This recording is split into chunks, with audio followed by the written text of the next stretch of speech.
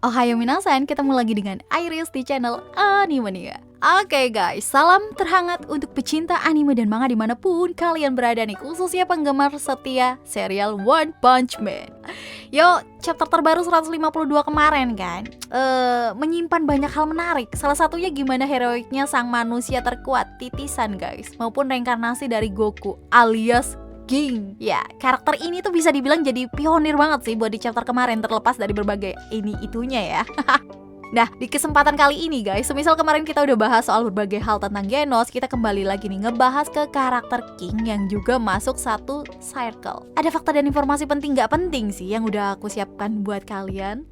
Mau tahu? Oke, langsung aja kita menuju ke pembahasan ya guys. Let's go! Oke guys, King itu kan punya julukan sebagai the strongest human in the world, atau kita sebut sebagai manusia terkuat di muka bumi. Secara peringkat, King itu berarti di posisi ke-7 dan masuk dalam jajaran pahlawan kelas S, yang dimana di kelas berisikan pahlawan yang kekuatannya itu dianggap di luar akal manusia. Untuk penampilan ya, King itu seolah punya atribut sebagai karakter terkuat sepanjang cerita. Rambut gondrong, selalu berwarna pirang yang dia punya kan. Terus dia juga punya garis wajah yang tegas, mata berwarna biru, badan yang lumayan ya proporsional juga lah. Ciri khas lain dari dirinya nih adalah luka pada mata kirinya guys, yang konon dia dapati dari menghadapi monster terkuat yang gak kebayang kekuatannya itu loh. Konon katanya sih, ingat katanya. Ya, untuk stylenya dia nggak neko-neko, nggak pakai atribut yang ala-ala pahlawan gitu sih. Ya, kayak casual style anak muda pada umumnya. Suka pakai topi, sneakers, sama sweater. Udah, gitu aja. Tapi walau begitu, itu udah cukup guys menggambarkan kepahlawanan King di depan banyak orang. Wah, tebak. Salut emang. Asal-usul King juga nggak kalah menarik, dan gokilnya julukan King diberikan karena reputasinya nih yang disebut bisa dengan mudah mengalahkan monster dengan tingkat level bencana demand.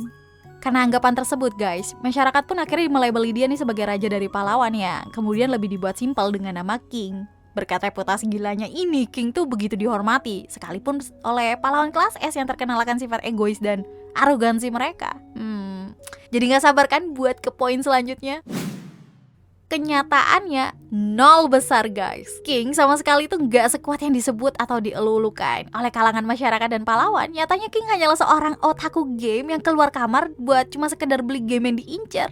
No lab guys, no lab, just that. Ya, dia tuh sama sekali gak punya basic sebagai seorang pahlawan, baik secara fisik ataupun mental. Bahkan dia tuh lebih parah semisal kita bandingkan sama Mumen Rider. Soalnya Mumen Rider kan masih punya jiwa kepahlawanan meskipun secara fisik ya dia jauh dari kata kuat lah ya.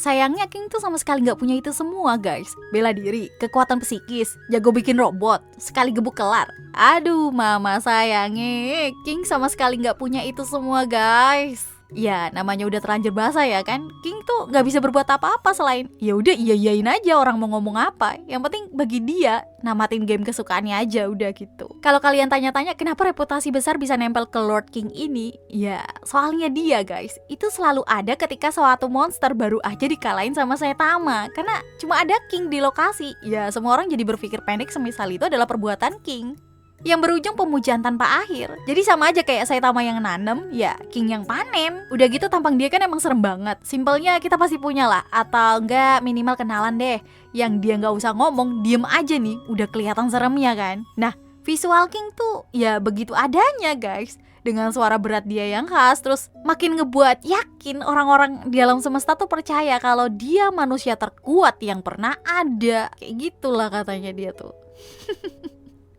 Aduh. Oh ya, soal luka yang dia punya di mata kirinya guys, itu tuh bukan karena ngelawan musuh yang kuatnya bisa ngancurin alam semesta. Bukan. Tapi cuma disebabin sama monster level tiger bernama Octopus Clawman guys. Lawan monster level tiger aja King udah kewalahan. Dan kalian tahu siapa yang nyelamatin King saat itu? Yap. Saitama ketika masih pemula. Terus tampang dia masih ada rambut guys di kepalanya. Oke, kita lanjut lagi nih guys. Terus apakah sama sekali gak ada kemampuan atau bakat terpendam gitu? Coba kita bahas satu-satu aja kali ya. Pertama guys, kekuatan terbesarnya adalah HOKI. Yap, hoki. Asli lah, kehokian King itu unlimited banget, alias kayak berlaku seumur hidup. Gak ada kelar-kelarnya coy. Pokoknya ya keseluruhan hoki seluruh umat manusia sih kayaknya sih udah diserap semua sama King. Ya, meskipun emang berlebihan, tapi kayaknya itu kita nggak ada habis-habisnya kalau untuk ngitungin jumlah kehokian yang dimiliki oleh King. Misalnya ya, waktu dia pengen disergap sama pemburu pahlawan deh. Ada Garo dan Saitama di sebelah dia. Terus Saitama kan nendang Garo, yang berujung kalau Garo itu beranggapan bahwa terpentalnya dia karena serangan yang dilancarkan oleh King dari arah yang nggak bisa diduga. Nah, kemudian di arc asosiasi monster apalagi nyelamatin anak kecil dari petinggi asosiasi pahlawan yang notabene-nya tuh nggak sengaja ketemu guys. Terus monster itu udah duluan ketar-ketir kan sama dia, sampai Tatsumaki aja berpikir bahwa King berhasil nih menyelesaikan misi secara mandiri. Ya masih banyak lagi lah pokoknya, termasuk di chapter terbarunya kemarin guys. Semisal pahlawan harus berkorban jiwa raga buat ngelawan monster tingkat dewa ya kan, King ini cuma tinggal pasrah terus biarkan semesta bekerja. Ironi emang, tapi itu yang terjadi guys. Kemudian masih ada lagi nih kekuatan yang jadi penyelamat sekaligus atribut kehokiannya, yaitu intimidasi. Kemampuan intimidasi King tuh emang patut banget diacungi jempol guys. Karena nyatanya aura yang dia punya tuh emang sangat luar biasa. Ciri khas King ketika berhadapan dengan musuh biasanya cuma dengan menyebutkan dirinya sebagai manusia terkuat di dunia, serta berperingkat 7 di pahlawan kelas S. Cuma bilang begini aja guys, siapapun musuh-musuhnya tuh milih buat menyingkir dari dia. Cari aman lah pokoknya. Apakah King sengaja mengeluarkan aura intimidasinya? Kadang iya, kadang enggak sih. Di beberapa situasi lebih seringnya sih nggak sengaja guys, tapi tetap aja kan, King ini masih disegani. Ketika King suka menggertak, di situ tuh musuh akan kalah telak guys. Hal yang sama juga berlaku nih untuk di hadapan pahlawan yang harusnya lebih kuat dari dia sekalipun. Misalnya di OVA, pas pahlawan kelas S itu liburan ke penginapan musim panas guys. Nah, pas King dituduh sebagai pelaku pembunuhan zombie man, King itu menanggapi dengan santai. Tapi semua pahlawan tuh udah gentar duluan kan dan memilih untuk menghindari pertarungan. Terus orang-orang tuh sering menyebut nama jurusnya adalah King Engine. Nah, semisal King Engine ini udah terdengar, itu pertanda si King lagi mempersiapkan kekuatan penuhnya buat menghajar. Itu sih yang diyakini orang-orang. Jadi pas King Engine ini udah dikeluarkan ya kan, lagi-lagi tuh berujung musuh yang lari ketakutan ketar-ketir guys. Padahal yang sebenarnya terjadi itu tuh cuma suara detak jantung dia aja yang saking takutnya ketemu monster. Tapi malah dianggap sebagai kesalahpahaman hingga sekarang. But aura intimidasi King itu menutupi hal tersebut, jadi kayak seolah-olah tuh anggapan orang-orang tuh ya bener adanya. Sampai-sampai ada yang bilang kalau King Engine ini bisa menggetarkan bumi. Wow, ampun sih. Dan masih banyak lagi lah pokoknya hiperbola lainnya yang disebarkan dari mulut ke mulut soal otaku yang satu ini guys. Yang katanya bisa ngalahin monster sekali serang lah, bisa ngerencanain strategi dalam sekejap lah, sampai lebih suka beraksi sendiri pun juga ada.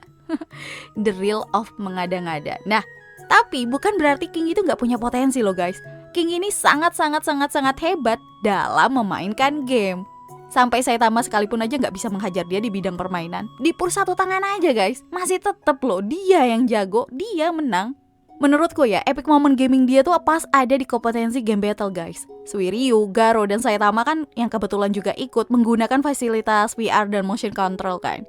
Biar sensasi gamenya tuh makin berasa. Tapi semuanya kalah dong dengan King yang cuma pakai game controller biasa. King juga pernah menyelamatkan circle Saitama yang dipaksa masuk Blizzard Group. Fubuki dan King itu bertaruh, semisal King kalah di permainan, maka semua yang tergabung di circle-nya Saitama harus join nih di Blizzard Group yang dipimpin sama Fubuki. Dan kalian tahu, di sini tuh Fubuki menyiapkan 30 pro player terbaiknya, tapi semuanya belum ada apa-apanya dengan kemampuan King. Jadi Saitama dan kawan-kawan tuh ya harus sungkem sama King soal ini. Kayaknya andai King main PS sama kalian semua pakai stick yang selalu kalian bilang rusak atau nggak enak lah gitu, tetap aja bisa dimenangin coy sama King. Makanya banyak yang berspekulasi gimana jadinya semisal King ini mengatur robot yang dibuat sama Child Emperor. Ini gak bakal aku bahas lebih jauh ya, soalnya kan udah pernah disinggung juga sama Mr. K. Jadi kalian bisa tinggal cek lagi aja. Oke guys. Well, itu dia guys, tadi perihal kekuatan King yang penuh dengan keistimewaan. Sekarang nih, terbesitkah pertanyaan di kita semua, kenapa King bisa ada di serial ini? Wah, tentu kita gak bisa dong membaca pikiran One Sensei. Cuma aku punya pendapat pribadi sih, asap gak bakal ada kalau gak ada api kan. Termasuk kemunculan King nih yang bisa melahirkan filosofi guys. Semisal ya, kalian perhatikan lagi nih, King adalah kebalikan hingga 180 derajatnya Saitama. Mulai dari penampilan, kekuatan, hingga popularitas. Keduanya tuh saling berlawanan, dan uniknya lagi, mereka tuh saling mengetahui tiap rahasia yang mereka punya. King tahu Saitama tuh kuatnya nggak ada obat kan. Saitama juga tahu kalau King hanyalah ya kepalsuan belaka.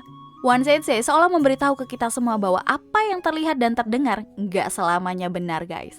Dan jangan lupakan juga One Punch Man adalah anime komedi dan parodi guys. Hadirnya King tentu ya menambah bumbu keseruan tersendiri di sepanjang serial ini. Pola yang sama sebenarnya sih nyaris dimiliki juga di serial One Sensei lainnya guys, kayak Mob Psycho 100. Detailnya itu ada pada karakter Reigen Arataka. Dia juga punya tuh hoki dan menutupi kelemahannya dengan segala kebohongan. Tapi entah bagaimana dia masih dipercaya sama Kageyama. Apakah King juga berpotensi nih punya kekuatan tiba-tiba secara nggak sengaja kayak layaknya Reigen yang pernah punya kekuatan Mob Kun? Sayangnya guys, One Sensei itu nggak pernah punya rencana untuk membuat jalan cerita ke arah sana sih.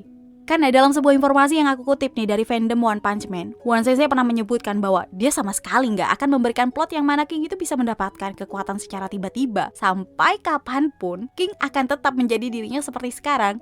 Tapi ya gak apa-apa juga sih, segini aja udah overpowernya minta ampun ya kan.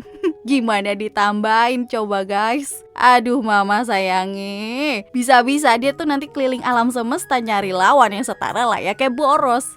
Wow. Oke guys, mungkin itu dulu yang bisa aku bahas nih di obrolan panjang kita tentang King. Nah, kalau kalian mau menyampaikan kata-kata mutiara nih perihal Lord kita yang satu ini, ya udah gak usah ditahan-tahan, gak usah malu-malu, langsung aja kalian sampaikan di kolom komentar guys. Oke? So see you again next time. Adios, Caramelo, stay safe everyone, salam Animania.